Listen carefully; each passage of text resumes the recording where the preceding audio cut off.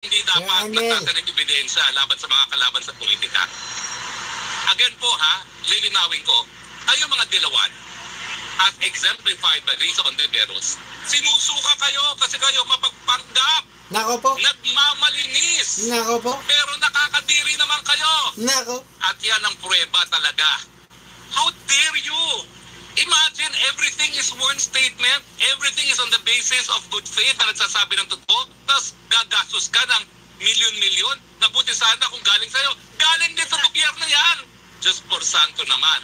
Kaya naman ang lalaki ng mga budget nyo dyan sa Senado, ginagamit nyo pala sa tanim ebidensya at Mukhang nagkakabukuhan mga kababayan. Ang daming lumalabas po ngayon, nagsisilantaran ng mga baho ng kabilang panig mga kababayan, dilawan at mga DDS na kung saan talagang itong si Harry Roque ay talagang tinawag di umano, talagang nakakasuka daw, no mga kababayan. Gusto patalsikin nga po si Risa Hontiveros mga kababayan. Talagang matindi ito, no mga kababayan, at malalaman natin dito mga kababayan na talagang matindi ang pinagdadaanan nito ni Harry Roque. Talagang nasira daw ang kanyang buhay dahil kay Risa Hontiveros. Nasira nga ba o nagkagulo-gulo? Tama po ba? Para nagkagulo-gulo yata, di ba?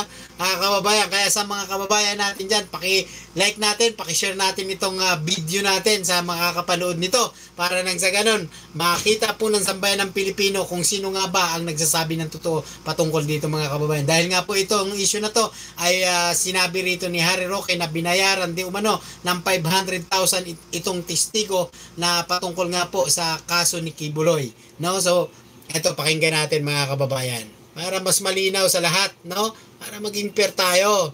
Alright? Ang aking panawagan, wag po tayong tumigil hanggang ma-expel sa Senado itong antivirus neto dahil virus ang Satanas antivirus, yung mga nagtatanim ebidensya, mga nagbabayad to bear false testimony. Alam nyo ba, nasa Biblia yan, bawal, di ba? Isa yan sa kautusan, do not bear false witness against your neighbors.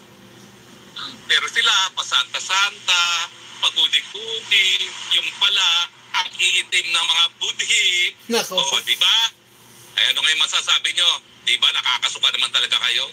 So, wag po tayong tumigil. Isigaw natin. Sipain. Palabas ng Senado yung antivirus na yan. Ang Satanas, antivirus, walang lugar sa Senado. At kung siya ay nag-ambisyon para sa mas mataas na opisina, ay naku po, dream on, dahil hindi na makakalimutan ng taong bayan ito na ikaw binaboy mo ang proseso ng Senado. Gaya ng binaboy mo ang proseso, pilit mo kung dinadawit na wala ka namang ebidensya sa kahit anong krimen.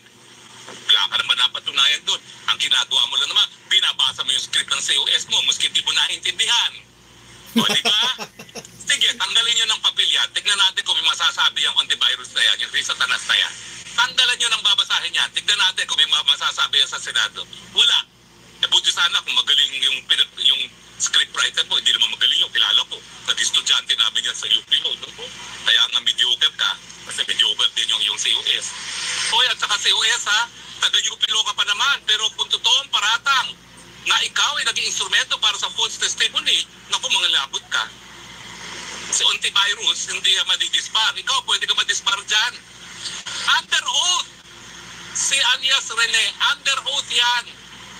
Nako mga kababayan, talagang grabe, no? Mainit-init talaga itong sagutan ng kabilang panig, panigurado mga kababayan ng mga dilawan, no? Ay matindi rin po ang ano nito, ang kanilang balik, no? At ayon nga di umano dito kaya Attorney Inso ay dapat nga bang kasuhan itong lumantad na di umanong nagpabayad daw di umano at bumaliktad, no?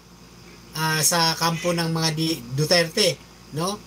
Lumantad at bumaliktad, no? At sinabing binayaran siya ni Risa Hontiveros ng 500,000 or hindi natin alam, no? So malalaman natin sa mga susunod po na talagang makikita natin kung anong mga ano dito mangyayari mga kababayan ko. Right? So sa mga kababayan po natin, sa lahat po na nanonood sa aking live, no?